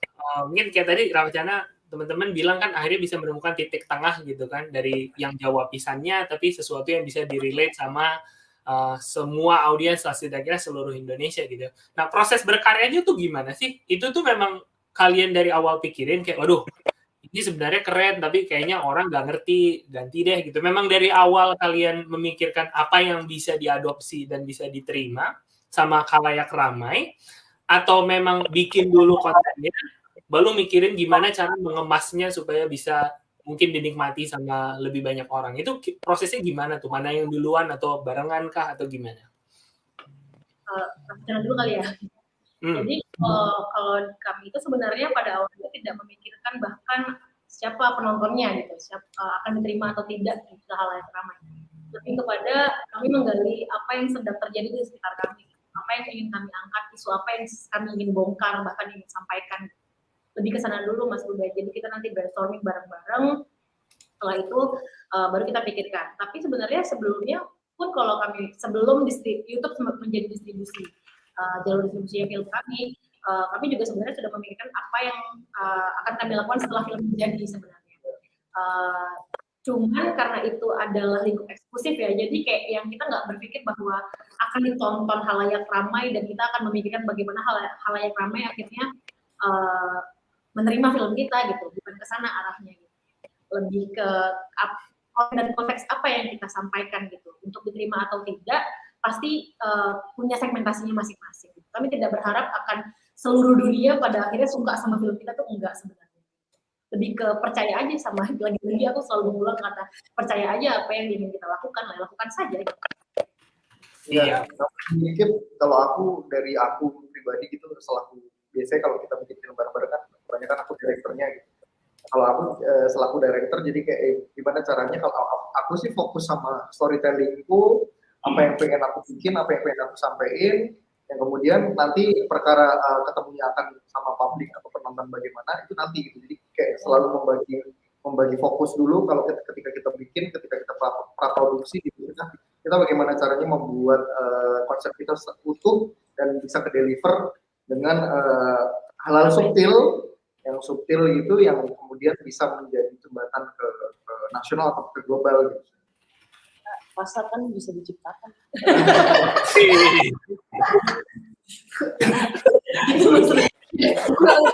Takutnya semakin ria. Karena nggak kepikiran dari awal, takutnya malah kami jadi dalam tanda kutip melayani apa yang dimau publik gitu, dan jadi kami malah lupa sama akar kami berkarya dari awal, yaitu jujur sama apa yang kami percayai gitu. Iya, wah luar biasa nih. Tapi aku pengen summarize dulu nih karena menurut aku teman-teman harus nangkep nih ya. Jadi intinya yang aku suka banget tadi kalian tadi barusan ngomong nggak mungkin bisa bikin konten yang semua orang suka ya, bener kan? Kayak kita bisa riset sebanyak mungkin, kita bisa package se-oke mungkin gitu ya. Ini 2021 netizen Indonesia tadi seperti aku bilang ya lebih pintar dari profesor di Amerika. Apa aja pasti ada yang salah gitu ya. Mau udah bikin bagus apa juga, mau dapat penghargaan dari seluruh dunia juga pasti aja ada salahnya gitu. Dan intinya balik lagi ke konsep tadi ya. Tadi Masnya bilang bikin konsep yang utuh untuk bisa di-deliver itu menurut aku keren banget dan memang bisa dibilang semua konten kreator yang sukses pasti punya it factor-nya gitu kan. Kayak dia pasti bisa menjelaskan gua nih siapa dan gua ngapain gitu, benar kan? Wah, kalau dari Mas Fiksi sendiri nih, aku pengen lempar juga, aku pengen tahu nih proses berkarya kamu, Kang Fiksi itu gimana Kang? Dari kayak cara berkonsepnya tuh dan cara mendelivernya itu gimana Kang? Kalau saya pribadi itu ya kebetulan kan lebih seringnya bikin sketsa komedi gitu ya, dan alhamdulillahnya terlahir di Sunda itu orang Sunda memang balodor, banyak yang suka lucu-lucu gitu. Jadi saya biasanya bikin konsep itu kadang-kadang sering banget nemu pas aku lagi ngobrol sama siapapun lah, entah sama tukang ojek di depan atau tukang beca, kita lagi ngobrol-ngobrol, tiba-tiba ada celetukan-celetukan aneh kan, suka pada ngelucu gitu. Nah di situ aku selalu catat garis besarnya. Nanti kalau lagi santai aku kembangin lagi. Oh ini kayaknya masuk nih di ceritanya ini. Aku bikin sinopsisnya gitu. Kalau secara penggarapan sih sama kayak teman-teman di Ravacana ya. Aku sendiri kalau bikin sesuatu ya bikin aja gitu. Artinya tulus aja, masalah nanti ada yang nonton atau enggak apa-apa lah. Karena aku sendiri prinsipnya ini orang kan bikin karya itu biasanya memandang karena 3 hal ya tujuannya. Ada yang karena materi, ada yang karena popularitas, dan yang ketiga karena nilai. Nah, dan yang aku tangkap tadi dari teman-teman Ravacana ini, mereka sama kayak aku, mereka memilih yang ketiga karena nilai. Jadi ketika kita bikin konten, meskipun yang nonton sedikit atau nggak ada yang nonton sama sekali gitu, itu kita nggak mempermasalahkan karena saya sudah dapat nilai yang saya inginkan. Jadi apa yang ada di pikiran, apa yang ada di hati kita itu udah tertuangkan gitu. Jadi kita punya kepuasan tersendiri gitu, Pak. Luar biasa. Jadi mengejar nilai tadi ya, bisa dibilang wah, itu keren banget sih. Karena bisa dibilang, karena kalau aku melihat sebagai community manager ya, dan aku misalnya melihat di media sosial atau di forum komunitas YouTube, semua orang itu kan pasti wah yang dikejar, terutama kalau kreator pemula ya, yang dikejar itu nomor 1 pengen bisa monetisasi gitu. Itu sudah seperti kiblat gitu, seolah-olah kalau udah monetisasi besok jadi miliarder gitu ya kan, aneh gitu ya. Jadi kayak semua cara dilakukan, wah oke, bisa monetisasi, seolah-olah kayak wah kalau pengen banget gitu ya. Dan padahal kalau baru mulai, kalian ya mungkin bisa sharing waktu baru awal monetisasi dapat uangnya berapa sih gitu. Beli bakso juga mungkin nggak bisa gitu ya, tapi memang prosesnya adalah membangun value tadi ya, membangun nilai tadi, dan supaya bisa sampai pada titik di mana orang tahu kita siapa, value apa yang kita kasih, dan itulah yang ibaratnya bisa dibilang memilah gitu ya, siapa yang memang cocok jadi penonton saya dan siapa yang tidak. Dan kembali lagi ke poin sebelumnya, nggak bisa bikin konten yang disukai semua orang gitu ya, dan memang gimana akhirnya kita kalau udah menemukan audience dan posisi kita, itu ibaratnya kayak gimana ya, disitulah kita bisa surfing gitu kan dengan value yang kita bawa gitu. Ini kenapa saya jadi narasumbernya ya, oke ini saya udah di ping nih ya. Teman-teman, aku mungkin kita bisa, ini kebetulan udah jam 5 sore, berhubung dengan waktu aja, mungkin kita bisa langsung mulai ke tanya jawab live ya, tanya jawab langsung sekarang juga. Dan mungkin aku pengen undang lagi Mas Budiono yang dari tadi di bangku cadangan. Silakan Mas Budiono, ayo ikutan lagi. Halo bro, semuanya. Hey Mas Budi.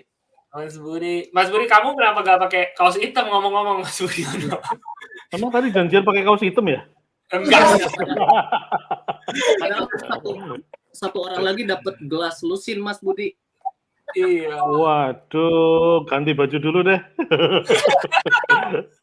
Oke, untuk teman-teman semuanya, ini pertanyaannya dari awal tadi kita udah tampung. Cuman kalau teman-teman masih ada pertanyaan, langsung aja tulis di chat, nanti kita akan jawabin satu-satu. Oke?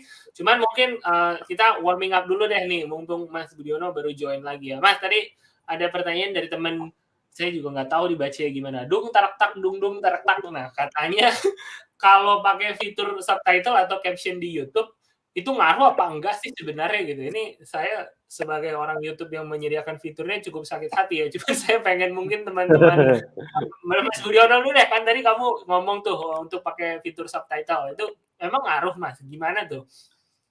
Kalau aku ngelihat dari kacamata sebagai penonton, aku juga sering nonton konten-konten dari misalnya dari Jepang atau dari Prancis, dari India yang kita nggak paham bahasanya, tapi mereka bisa mendapatkan penonton yang banyak dari Indonesia. Saya melihat itu melalui komentar. Ternyata konten-konten Jepang yang bahasanya pakai bahasa Jepang, itu banyak juga orang Indonesia yang komentar pakai bahasa Indonesia gitu loh. Dan ternyata mereka memang mengaktifkan fitur subtitle atau closed caption bahasa Indonesia. Kalau saya sendiri sih kemarin sempat menambahkan beberapa translation atau terjemahan, di beberapa video saya ya memang ada yang terbukti view-nya lebih banyak, ada yang sama-sama aja dengan yang lain gitu. Tapi setidaknya kalau kita aware terhadap penonton kita yang ada di luar Indonesia dengan kita menambahkan beberapa bahasa itu menurut saya itu sebagai wujud perhatian kita kepada mereka. Meskipun jumlahnya sedikit tapi kita kasih perhatian ke mereka. Siapa tahu nanti mereka cerita ke teman-temannya bahwa oh ada channel bagus dari Indonesia. Meskipun bahasa Indonesia ada terjemahnya bahasa Jepang, bahasa Inggris sehingga kita bisa belajar bahasa Indonesia nih dari channelnya gitu. Siap, Mas. Kurang lebih begitu, Bro. Siap, Mas Budiono. Aku pengen nanya ke teman Rafa Channel Film nih, terutama kalian kan memang nggak di YouTube pun sudah, kalau aku nggak salah sudah ngasih subtitle ya. Itu gimana tuh? Dan mungkin tadi kalian sempat ngejelasin juga cara naruh subtitle-nya susah ya, karena ngejelasin kata dalam bahasa Jawa ke bahasa Inggris atau bahasa Indonesia itu kan susah. Nah, menurut pengalaman kalian sendiri itu impact-nya gimana? Jadi ada aku sempat diskusi sama teman-teman gini, kita impact-nya apa ya setelah memberikan subtitle, karena sebenarnya jadi nggak bisa di-compare gitu Mas, karena dari awal bahkan kami setiap ngupload karya kami di YouTube itu sudah ada subtitlenya. Jadi kalau workflow-nya film itu memang harus ada subtitle gitu, karena kan jalur distribusi kami kan ke festival, yang mana festivalnya tidak hanya di Indonesia gitu, jadi ada di luar negeri juga, yang itu wajib banget pakai subtitle Indonesia dan Inggris juga gitu ya. Jadi kalau mau aku rasa pasti mempengaruhi ya. Iya, pasti berpengaruh sih. Cuman mungkin jadi nggak bisa akhirnya membandingkan seperti yang tadi Mas Budiono katakan gitu, karena kan memang itu pakai fiturnya YouTube gitu. Cuman kalau dari kami pengaruh subtitle itu lebih ke bagaimana akhirnya hal yang pengen kami sampaikan lewat film itu bisa paling nggak dikompakkan dalam subtitle bahasa Indonesia dan bahasa Inggris gitu. Meskipun akhirnya mungkin ada konteks budaya yang agak meleset sedikit gitu, karena tidak bisa secara harafiah kayak gitu sih. Siap. Kalau Kang Fiksi pakai subtitle juga nggak, Kang? Ya, Kang, masih di mute, Kang. Punten. Nah. Kalau saya sama wajib.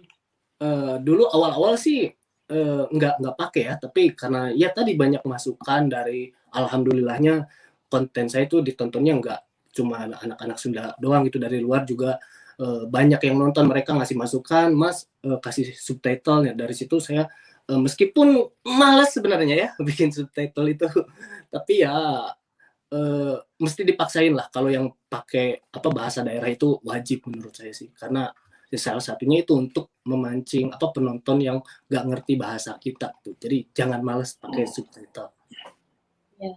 Mas Ruben sama mau nambahin dong, sama menurut kami juga adanya subtitle atau closed caption itu juga agar agar karya kami atau karya kita nantinya bisa ramah terhadap disabilitas tunarungu gitu. Maksudnya biar aksesnya juga lebih luas gitu kan, yang menikmati tidak hanya kayak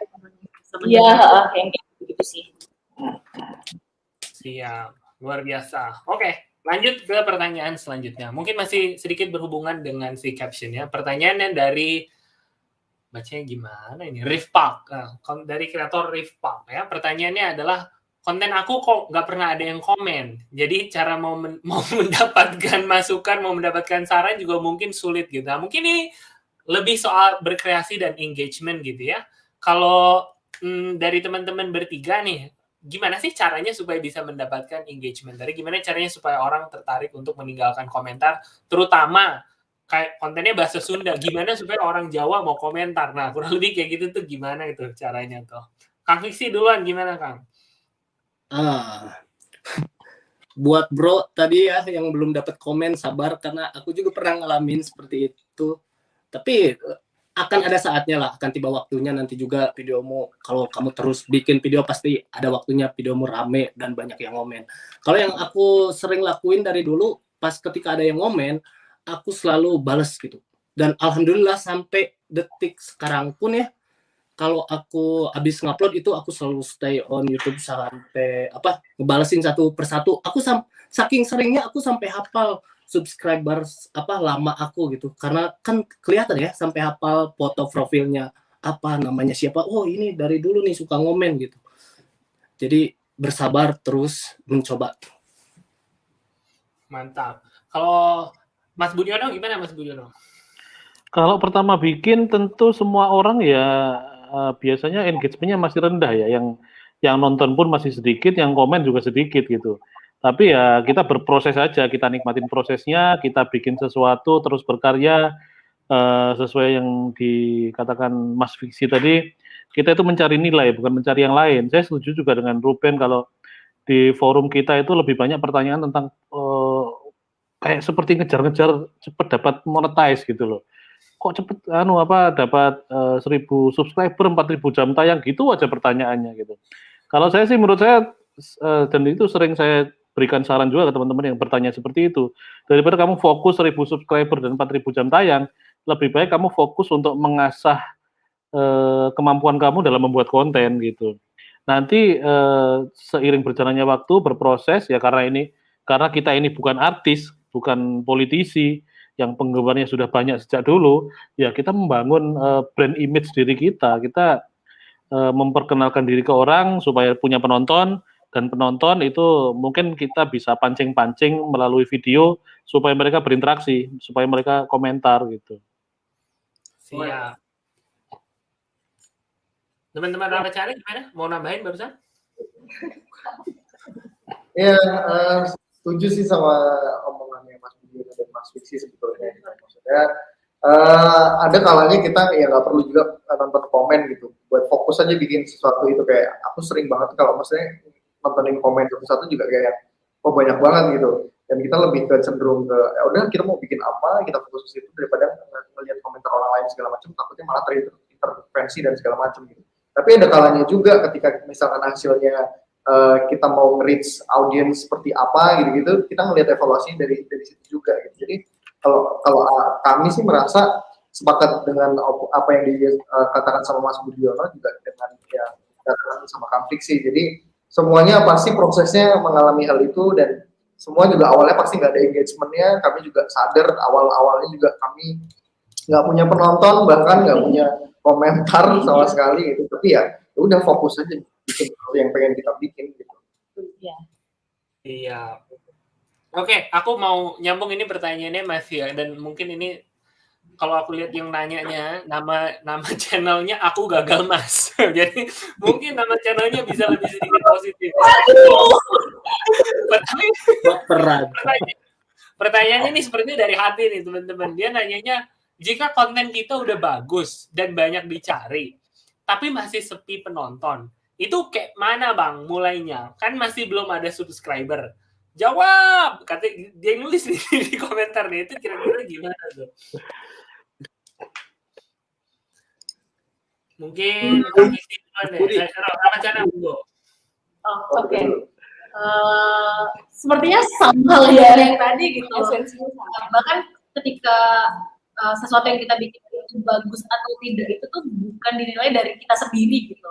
Kalau kami selalu punya budaya ketika membuat naskah, ketika brainstorming itu cerita kami itu kami bacakan ke orang-orang yang tidak ada dalam lingkup kami. Karena kami kan konteksnya film ya, Mas. Ben. Jadi naskah itu dibacakan ke orang-orang di luar lingkup kami, bagaimana responnya, itu yang akhirnya kami menjadikan hal riset ya. Intinya riset itu penting gitu kalau buat kami. Jadi, tapi kalau pada akhirnya bagaimana akhirnya biar orang nonton, biar komen, biar apa, justru kami buta dengan itu gitu. Mungkin Mas Budiono sama Kang Fiksi bisa yang lebih tahu. Ya, gimana tuh, Kang Fiksi, silakan.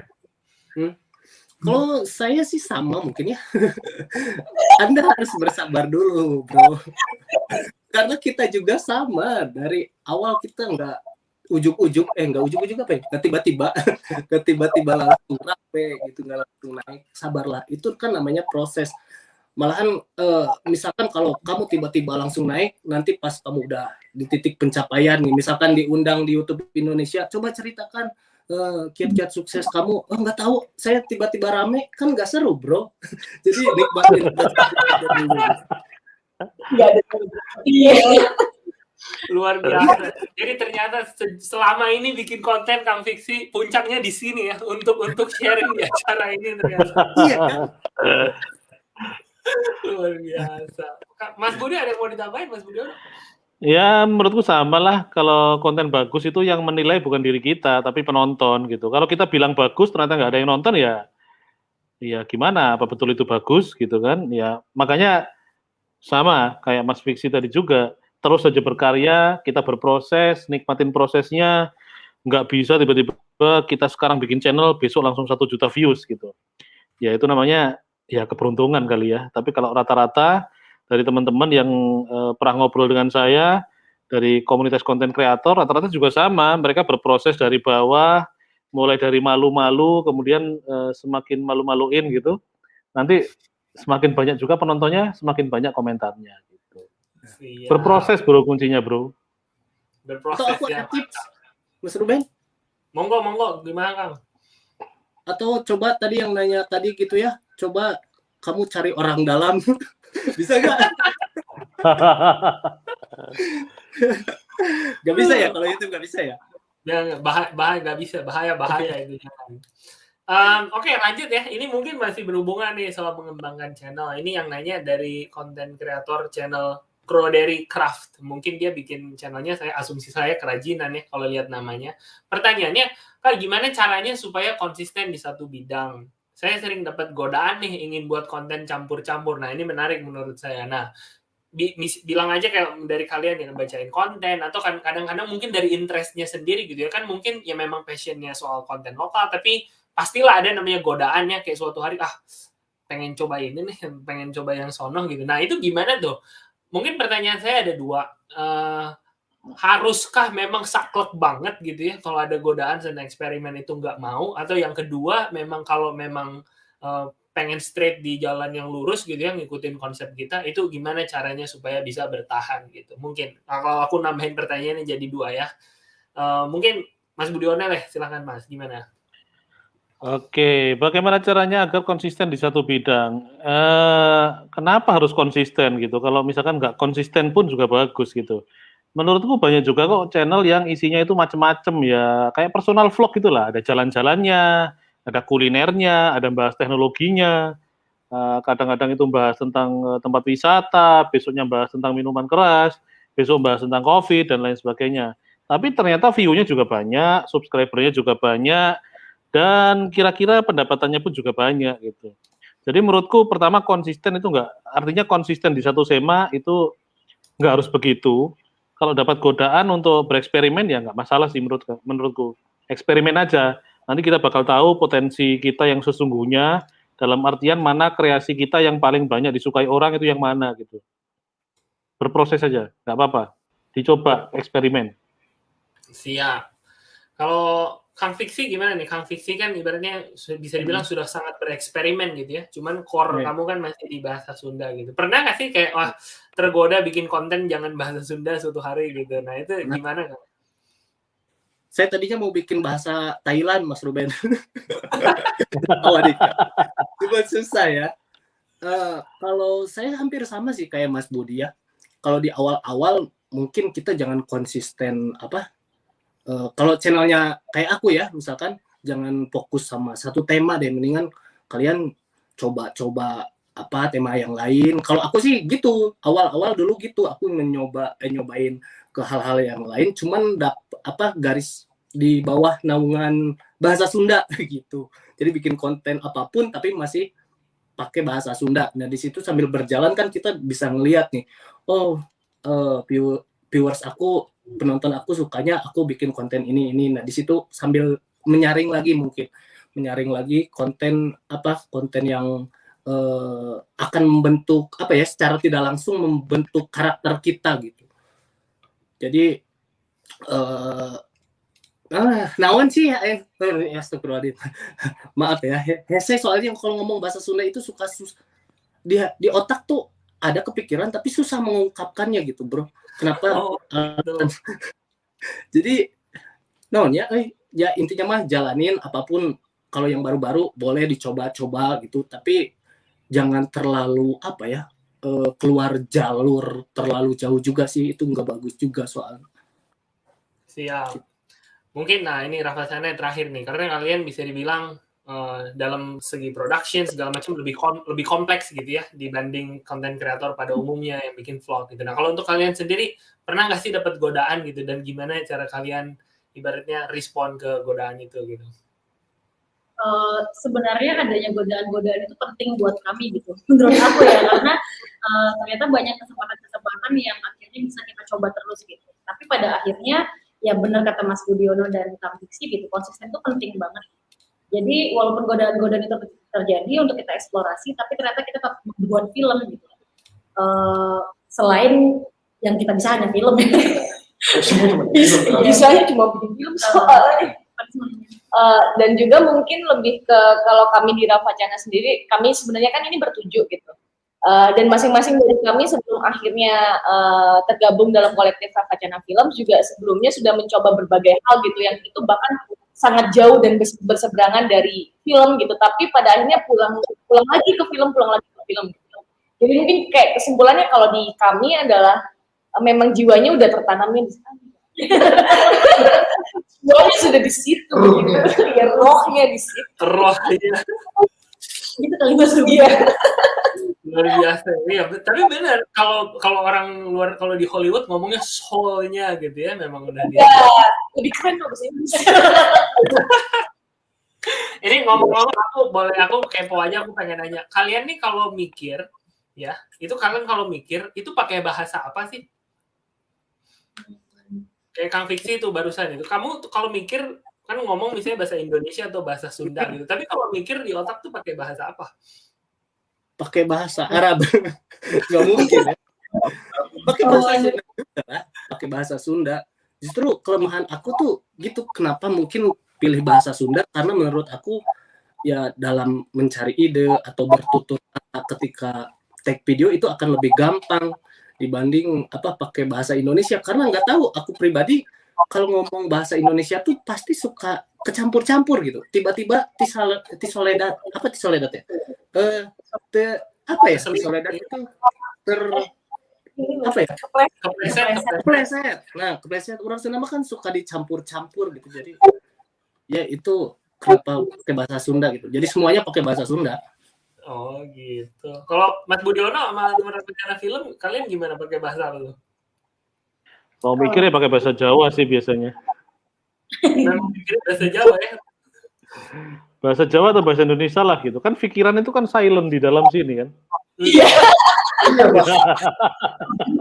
Iya.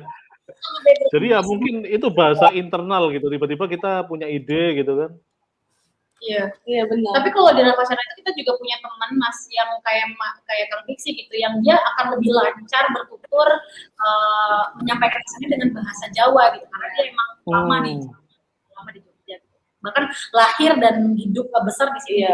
Cuman kalau background karakter kami masing-masing itu beda-beda. Kayak aku hidupku karena di mana-mana kan, karena aku anak kolong gitu, pindah-pindah setiap periodenya gitu. Jadi di otakku tuh tetap bahasa Indonesia, karena kalau misalnya aku mix dengan banyak bahasa jadi kayak riwah sendiri gitu. Sama Agung sama Fanis juga, aku juga pakai bahasa Indonesia. Sama ada bahasa sama sekali, bahasanya bahasa visual kadang-kadang kayak langsung gambar sih gitu. Langsung adegan. Iya, bisa juga sih. Bener banget sebenarnya Mas. Kadang bahasa Inggris. Kalau filmmaker beda ya, isi otaknya tuh gambar film gitu. Iya. Itu pakai bahasa kalbu paling. Ya, bisa juga Mas Budi. Aku paham sih, maksudnya aku mikir bahasa Sunda. Jadi ngomong bahasa Indonesia aja tuh udah mikir 2 kali. Karena di kepala tuh wah bahasa Sunda pisan gitu kan, tapi pas mau keluar tuh kayak agak macet dikit gitu kan. Apalagi kalau terus aku kerja pakai bahasa Inggris gitu. Udah di kepala bahasa Sunda, translate dulu ke bahasa Indonesia. Karena bahasa Sunda ke bahasa Inggris udah nggak masuk akal. Jadi harus 2 kali translate gitu, makanya aku lama kalau gitu. Oke, kenapa jadi ngomongin ini sih? Oke, ini pertanyaan terakhir ya teman-teman, ini sehubungan dengan waktu juga. Ini pertanyaan menarik. Pertanyaan dari Hadi Entertainment. Oke, jadi dia bilang kalau konsep storytelling itu zaman dulu ngomongnya selalu 5W 1H ya, what, where, who, when, why, how, kan? Apa, siapa, di mana, kapan, kenapa, gimana gitu. Nah, itu masih berlaku masih untuk membuat konten di zaman sekarang, konsep zaman dulu ini. Menurut kalian gimana tuh? Terutama dengan wacana lokal tadi, apakah kalian harus memasukkan 5W1H ke konsep membuat konten lokal kalian? Itu gimana? Menurutku masih relevan sih 5W1H itu. Karena misalkan kan kita di YouTube itu kan ada timestamp-nya kan, di bawah ada waktunya gitu. Video ditonton sekarang sama video sekarang, video 5 tahun lalu yang ditonton sekarang itu tentu beda ininya, apa itu konteksnya gitu. Ketika orang misalkan tanya tentang harga lontong balap gitu, 5 tahun lalu mungkin cuma 10.000, tapi sekarang 25.000 gitu. Artinya di situ ada waktu yang juga dibahas. Kemudian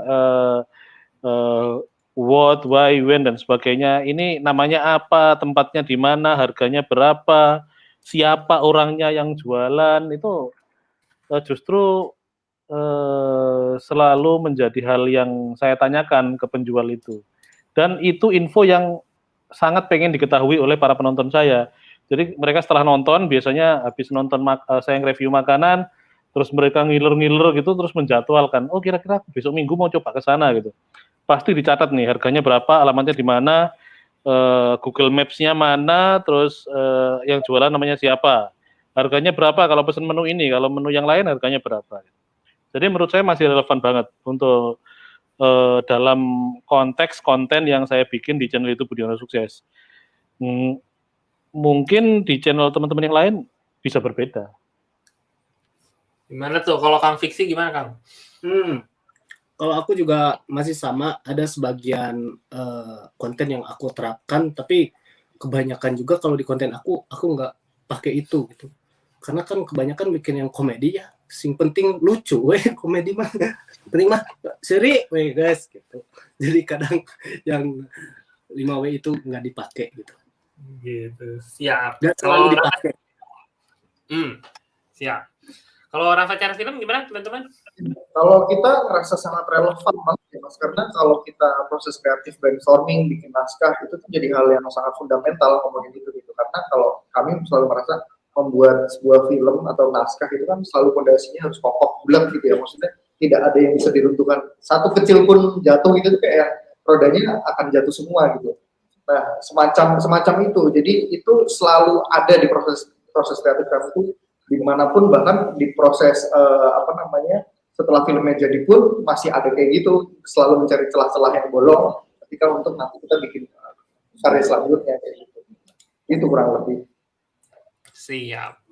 Oke, teman-teman, ini kita udah mau deket-deket maghrib ya, jadi mungkin pertanyaan udah terakhir banget nih ya. Ini terakhir. Ini kalau ada teman-teman nggak nonton dari awal baru join sekarang, mungkin pertanyaannya satu aja. Kalau kalian bisa ngasih satu tips terakhir untuk ibaratnya kreator yang mau bikin konten dengan tema lokal, itu apa tuh kira-kira, Kang? Satu tips terakhir.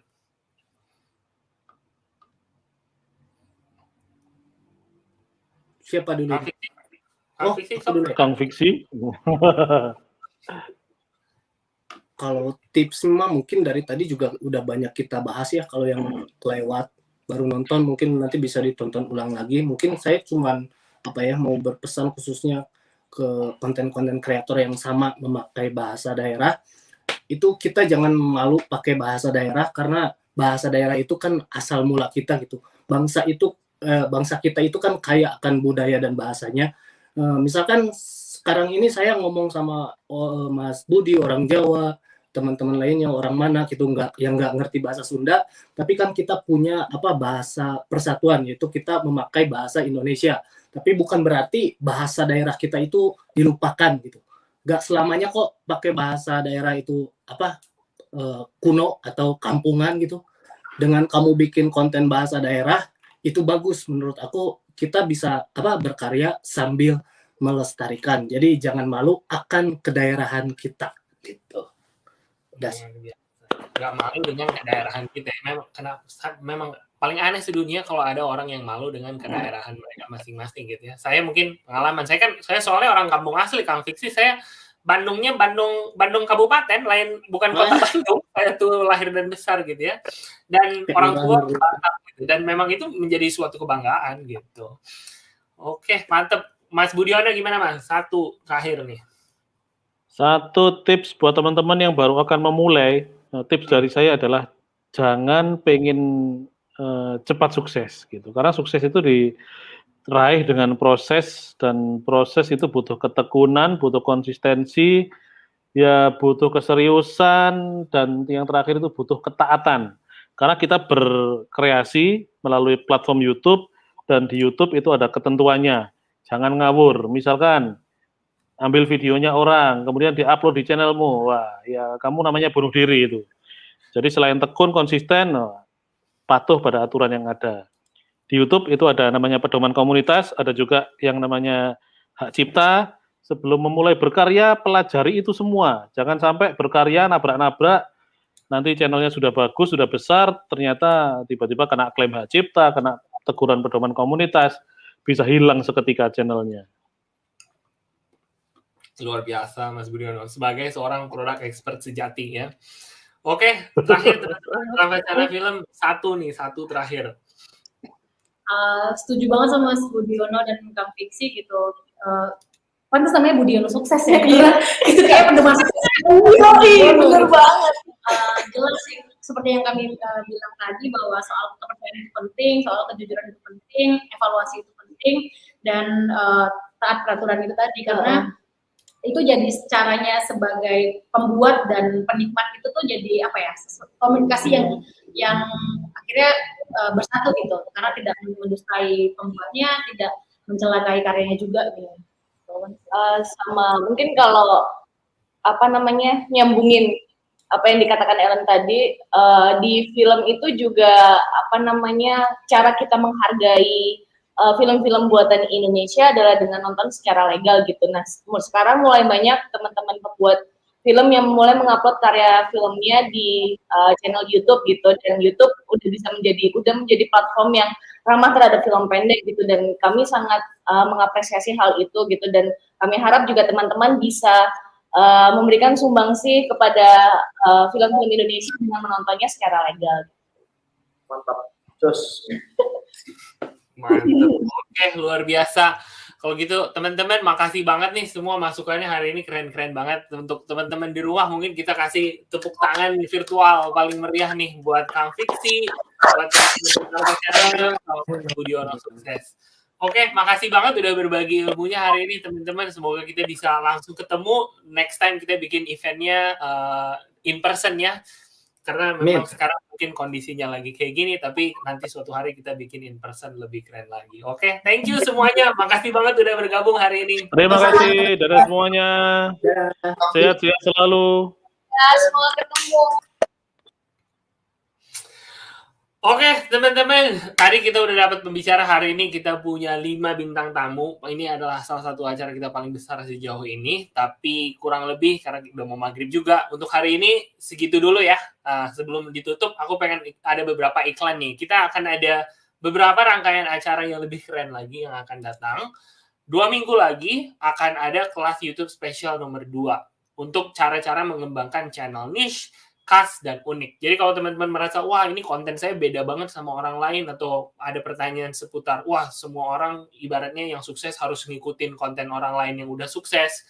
Nggak juga. Oke, kali ini kita akan ngeluarin konten dan kita akan membawa kreator yang udah sukses membangun channel yang niche, khas dan juga unik. Dan bulan depan, save tanggalnya sekarang, kita akan ada kelas khusus YouTube spesial yang ketiga untuk perempuan-perempuan di YouTube. Oke, jadi di sinilah kita akan memperlihatkan bagaimana Sri Kandi terhebat Indonesia ya bisa berkarya di YouTube dan punya impact yang luar biasa keren. Dan kalian juga bisa jadi seperti itu. Oke, dan yang terakhir, ini tanggal 21 Agustus, itu akan ada acara terbesar kita namanya Creator Camp. Oke, jadi kalau sebelum-sebelumnya kita bikin creator camp nih selalu di hotel, acaranya selalu besar banget, dan mulai tahun lalu kita ganti digital, dan di sini bakal ada lebih banyak lagi kreator-kreator besar, kreator-kreator keren, dan juga pakar industri yang akan jadi pembicara khusus untuk teman-teman semua. Oke, tahun lalu creator camp terbatas, harus daftar dulu, ada seleksi, cuman sekarang creator camp akan tersedia untuk semua kreator, dan kita akan bikin di channel YouTube Kreator Indonesia ini. Oke, dan terakhir, seperti biasa, pesan sponsor, masih banyak teman-teman yang kesulitan mendapatkan bantuan seputar YouTube. Ini aku baca di komentarnya, ada yang bilang masih proses pengecekan soal monetisasi, ada yang bermasalahan soal copyright, ada yang persoalan soal, wah komentarnya nggak jalan, nggak bisa ini, nggak bisa itu. Gampang aja teman-teman, bisa langsung minta bantuan di forum bantuan YouTube. Ini linknya yt.be/help/bahasa. Kalau pengen mendapatkan bantuan dari sesama kreator, teman-teman bisa ke sini dan teman-teman bisa langsung dibantu sama produk-produk expert Indonesia seperti Mas Budiono Sukses tadi. Dan kalau teman-teman butuh bantuannya langsung dari YouTube, teman-teman bisa langsung ke Twitter dan teman-teman bisa tag ke tim YouTube dan langsung aja jelasin masalah teman-teman, bisa pakai bahasa Indonesia. Oke, jadi nggak usah repot-repot Google Translate, nggak usah repot-repot bingung cara ngejelasin masalahnya gimana. Nggak usah formal bahasanya, bisa, oh tolong dong ini saya kok kayak gini, add tim YouTube di Twitter, dan nanti agent kita akan langsung membantu teman-teman semuanya.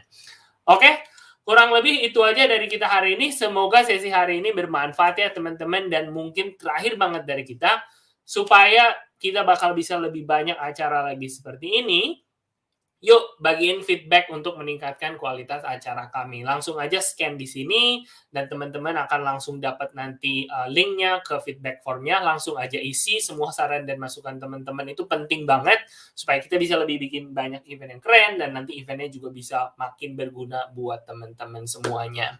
Oke, nanti saya akan tinggalin QR code-nya di akhir, jadi teman-teman bisa langsung scan nanti. Tapi kurang lebih itu aja dari saya dan teman-teman kita hari ini. Makasih banyak buat teman-teman semuanya. Tinggal di rumah ya, jangan kemana-mana. Kita mungkin harus sadar juga dengan kondisi di Indonesia sekarang seperti apa. Saya harap teman-teman semuanya sehat selalu. Jangan lupa social distancing, ikuti peraturan pemerintah yang sedang berlaku supaya kita bisa cepat ketemu lagi in person ya di acara kita selanjutnya. Itu aja teman-teman, sehat selalu, sukses selalu, dan sampai ketemu di acara kita selanjutnya. Makasih banyak semuanya, sampai ketemu lagi.